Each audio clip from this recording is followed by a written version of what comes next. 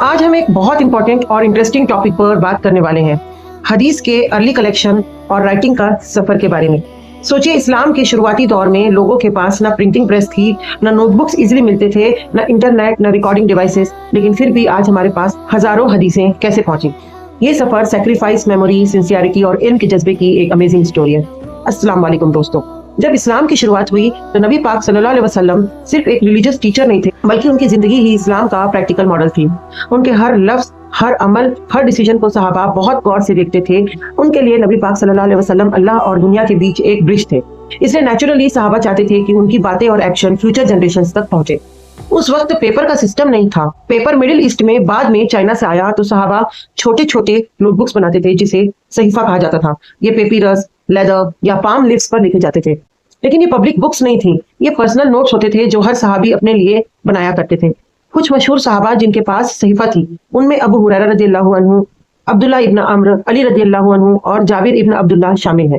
ان میں سب سے زیادہ حدیثیں نریٹ کرنے والے ابو ہریرہ رضی اللہ عنہ تھے، جنہوں نے لگ بھگ 5300 حدیثیں ٹرانسمٹ کی۔ انٹرسٹنگ بات یہ ہے کہ وہ صرف 3 سال نبی پاک صلی اللہ علیہ وسلم کے ساتھ رہے، لیکن ان کا فوکس صرف علم کلیکٹ کرنا تھا اور وہ سینئر صحابہ سے حدیث سیکھتے اور یاد کیا کرتے تھے۔ اس زمانے میں رائٹنگ سے زیادہ امپورٹنس میموری اور اورل ٹرانسمیشن کو دی جاتی تھی۔ عرب سوسائٹی کی میموری بہت اسٹرانگ ہوتی تھی کیونکہ وہ لمبی لمبی پوئمز بھی یاد رکھتے تھے۔ حدیث بھی زیادہ تر سن کر یاد کی جاتی تھی اور پھر آگے سنائی جاتی تھی۔ رائٹنگ صرف میموری کو ریفریش کرنے کے لیے ہوتی تھی۔ لیکن ایک امپورٹنٹ سوال اٹھتا ہے کہ اگر حدیث اتنی امپورٹنٹ تھی تو کیا نبی پاک صلی اللہ علیہ وسلم نے حدیث لکھنے کی اجازت دی تھی؟ اس کا جواب تھوڑا سا انٹرسٹنگ ہے۔ کچھ روایت میں آتا ہے کہ نبی پاک صلی اللہ علیہ وسلم نے شروع میں حدیث لکھنے سے منع کیا تھا۔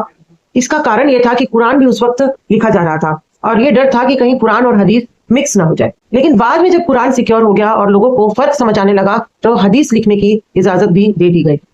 نبی پاک صلی اللہ علیہ وسلم کی وفات کے بعد صحاباؤں پر ایک بہت بڑی رسپانسبلٹی آ گئی۔ اب انہیں نئے مسلم اور نیکسٹ جنریشن کو اسلام سکھانا تھا۔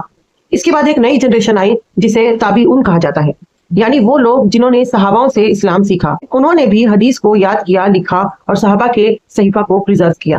اس دور میں حدیث کا زیادہ ٹرانسمیشن اورل ہی تھا۔ لوگ ٹیچر سے سنتے تھے، پھر آگے سناتے تھے۔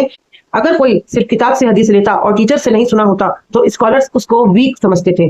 ارلی اسکالرز نے یہ بھی ایکسیپٹ کیا کہ ہر حدیث کو ورڈ ٹو ورڈ یاد رکھنا مشکل ہے، اس لیے میننگ کے حساب سے نریشن کو الاؤڈ کیا گیا جب تک میننگ چینج نہ ہو۔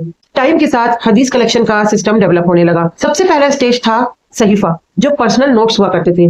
اس کے بعد آیا مصنف کا اسٹیج۔ یہ بکس ٹاپک کے حساب سے ارینجڈ ہوتی تھی، جیسے نماز، زکوٰۃ، میرج ایٹسٹرا۔ لیکن ان میں صرف نبی پاک صلی اللہ علیہ وسلم کی حدیثیں نہیں ہوتی تھی، اس میں صحابہ کے اوپینینز، تابعین کے ویوز اور